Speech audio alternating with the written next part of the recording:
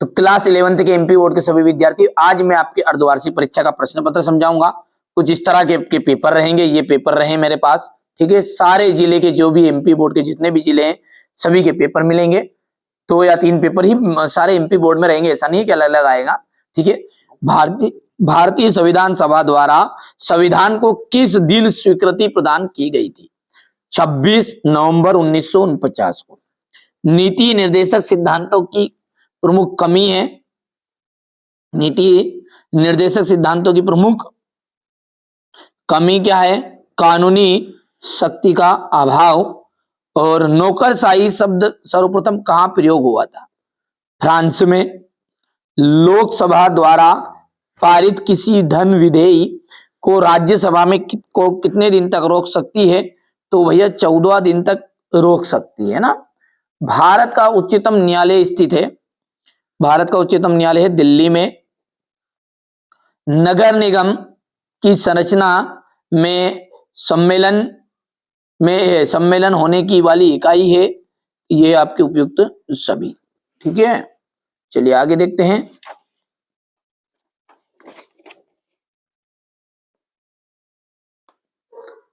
यहां से देखिए, भारतीय संविधान में के निर्माण में जो रुपये खर्च हुए थे वो हुए थे आपके 63,96,779, ठीक है। भारत में स्वतंत्र एवं निष्पक्ष चुनाव कराने का उत्तरदायी जो होता है वो निर्वाचन आयोग का है।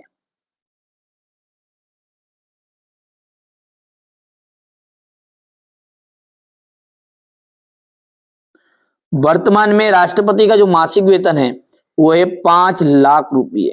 कितना है? 5 लाख रुपये। राज्यसभा के सदस्यों की संख्या है, राज्यसभा के सदस्यों की जो संख्या है वो कितनी है? 250।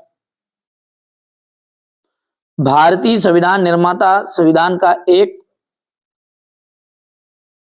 बनाने के पक्षधर में थे, तो संतुलित दस्तावेज रिपब्लिक,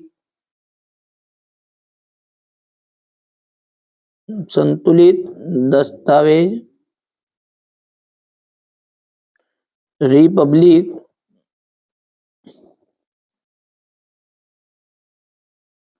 प्लेटो का प्रमुख ग्रंथ है। तो यहां से ये नहीं मिला, इसको आप कर लेना कंप्लीट।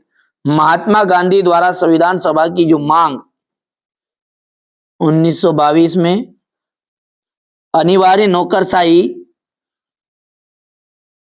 अनिवार्य नौकरशाही, ठीक है। अब तीसरा देखते हैं संघीय सूची, ठीक है। संघीय सूची में जाएगा आपका ये तीसरा हो गया है। अनुच्छेद 370 से संबंधित था। जम्मू कश्मीर, हिंदू स्वराज्य की जो मांग है वो गांधी जी ने की थी। और प्रत्येक व्यक्ति को मत देने का अधिकार, ये राजनीतिक समानता, ये कितना गया आपका? 6ठा गया। और अगला है आपका मानव अधिकार, मानव अधिकार का जाएगा आपका एमनेस्टी इंटरनेशनल, ठीक है। तो ये आपका 7वां हो गया, तो अभी दूसरा बन जाएगा, ठीक है। चलिए आगे देखते हैं। एक वाक्य में उत्तर है ना, एक वाक्य में उत्तर।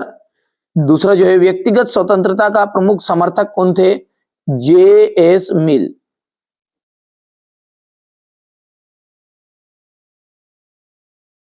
समानता से क्या तात्पर्य है? न्याय कितने प्रकार का होता है? 2 प्रकार का। जो छोटी छोटी चीजें वो बता रहा हूं, बड़ी बड़ी आप लंबी लिख लेना, याद कर लेना ना। भारतीय संविधान में वर्णित अधिकारों को क्या कहा जाता है? मौलिक अधिकार।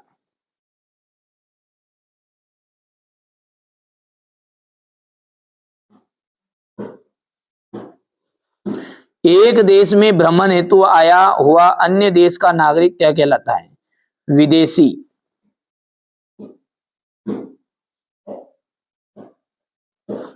नेट्स का शब्द का क्या अर्थ है? पैदा हुआ।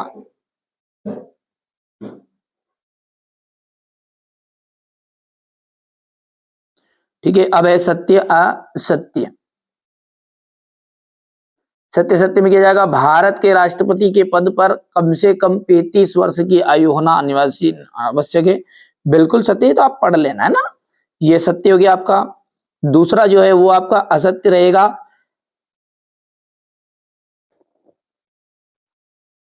तीसरा आपका असत्य है। चौथा जो है वो आपका सत्य है। पांचवा है वो सत्य रहेगा, और छठा जो है आपका असत्य होगा। यहां से देख लीजिए, हो गया।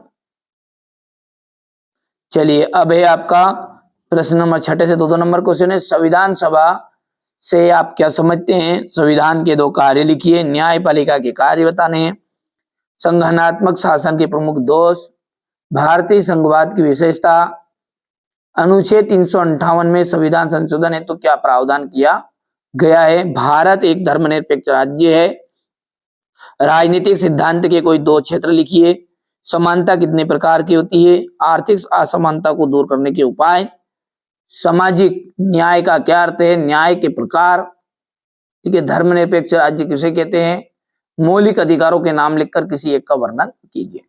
यहां से देख लीजिए, ये क्वेश्चन नंबर आपका 17 है। अब तो बढ़िया से मेहनत करो, कंप्लीट कर लेना है ना ये सारे क्वेश्चन। पंचायती राज से क्या से है, जनपद पंचायत के कार्य लिखने हैं, यहां से देख सकते हैं।